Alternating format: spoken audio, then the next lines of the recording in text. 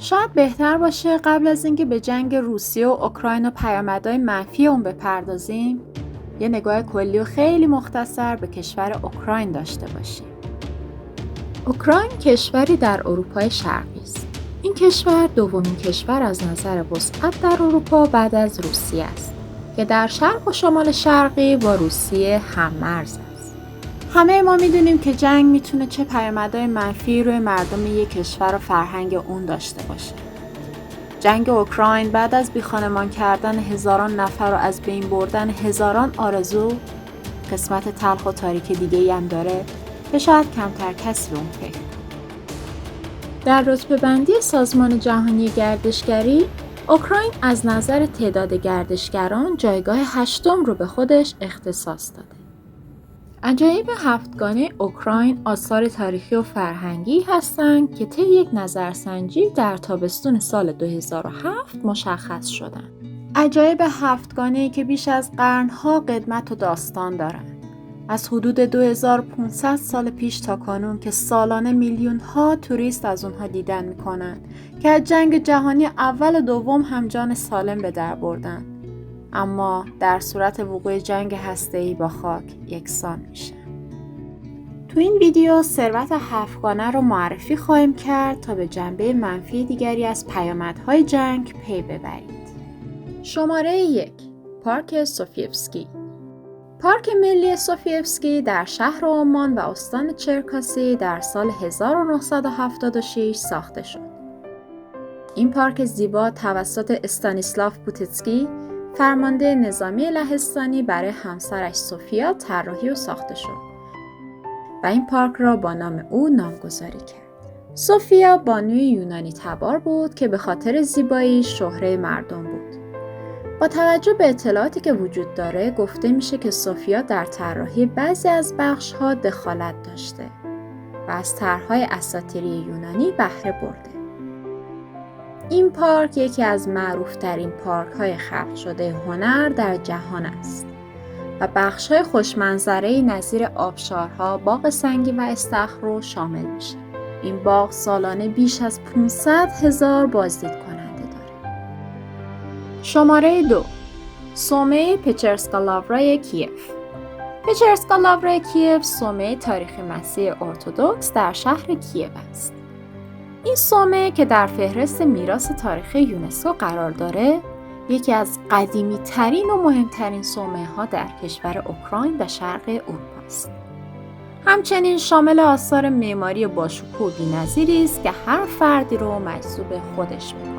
یکی از دیدنی ترین بخش های این مجموعه برج ناقوس کلیسا است. موزه این مجموعه شامل اجناس گرانبها، پورتری روحانیون و تصاویر سلسله مراتبی از کلیسا است. تورهای بسیاری برای دیدن این صومعه وجود دارد و این بخش از شهر یکی از مهمترین جاذبه‌های گردشگری محسوب میشه. شماره 3. شهر کامیانتس پودیلسکی. شهر کامیانتس پودیلسکی در استان خملتسکی یکی از قدیمی ترین شهرها با قلعه های تاریخی تو غرب اوکراین. این شهر شاهد زندگی ملیت های بسیاری تو خودش بوده و تاریخچه فرهنگی غنی و قوی داره و مغازه‌های بسیاری با ملیت های ارمنی و لهستانی وجود داره. از جاذبه های گردشگری اون میتونیم به قلعه ها، خونه ها و عمارت های باشکوه با معماری زیبا در مرکز شهر اشاره کرد. در اواخر 1990 این شهر به یکی از جاذبه‌های گردشگری پربازدید تو غرب اوکراین تبدیل شده و سالانه فستیوال‌های موسیقی، مسابقات اتومبیل رانی و بالون سواری تو این شهر برگزار میشه و نزدیک به 140,000 گردشگر به این مکان سفر میکنن. شماره 4. جزیره خورتیتسیا. جزیره خورتیتسیا یکی از بزرگترین جزایر در رودخونه دنیپر است. این جزیره طبیعت بکر و زیبایی داره و به عنوان یک موزه طبیعی تلقی میشه. همچنین این منطقه دیدنی قلمرو زندگی بسیاری از جانوران است و شامل جنگل‌های بلوط و صنوبر است. بخش تاریخی این جزیره در شهر صنعتی زاپروژیا قرار دارد و موزه‌ای با همین نام آثار تاریخی را نگهداری می‌کند. علاوه بر این نمایش اسب‌سواری هم از کارهایی است که تو این جزیره برگزار میشه. شماره 5. شهر باستانی خرسونسوس.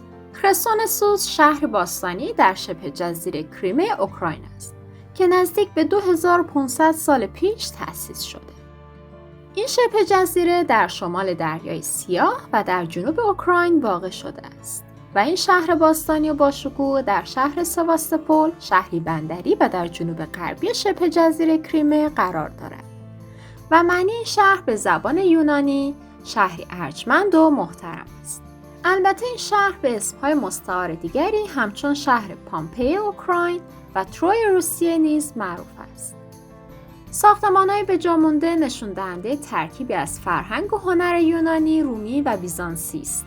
علاوه بر این، کلیسایی هم در این مکان در قرن 19 ساخته شده که همکنون موزه‌ای برای نگهداری آثار ارزشمند و تاریخی است.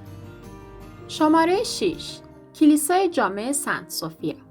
کلیسای جامع سنت سوفیا در شهر کیف دارای یک معماری برجسته است که در زمان دولت روسکیف، دولت قرون وسطایی ساخته شده است. این کلیسا یکی از اولین جاهای دیدنی کشور اوکراین بود که در فهرست میراث جهانی یونسکو قرار گرفت. این مجموعه بخش‌های زیادی رو شامل میشه که از زیباترین و پربازدیدترین اونها برج ناقوس کلیسا و مجلس متروپولیتین است. امروزه این کلیسا یکی از معروفترین بخش‌های شهر است و به عنوان موزه مسیحیت اوکراین شناخته میشه. شماره 7. قلعه خوتین. قلعه خوتین دژی در غرب اوکراین و در کنار رودخانه نیستر است. شروع ساخت این قلعه مستحکم به سال 1325 برمیگرده. این قلعه تو جنگ‌های متعددی تو دست کشورهای مختلفی بوده و به همین دلیل هم اسمای بسیاری داشته. افسانه‌های بسیاری در مورد این قلعه نقل شده. مانند اینکه نقطه‌های تو قلعه وجود داره که از اشک سربازان ایجاد شده که توسط دولت عثمانی در اونجا حبس و کشته شدن. یا افسانه‌ای که به دخترکی اشاره داره که توسط دولت عثمانی زنده به گور شده. این قلعه یکی از جاذبه‌های گردشگری مهم تو اوکراین و فیلمسازان توجه بسیاری به این قلعه دارن و با توجه به فضای تاریخی که داره از اون برای بسیار از فیلم‌های تاریخی استفاده کرد. برای کشور اوکراین و کل دنیا صلح آرزو می‌کنیم و امیدواریم روزی بتونیم در آرامش و امنیت به این کشور سفر کنیم.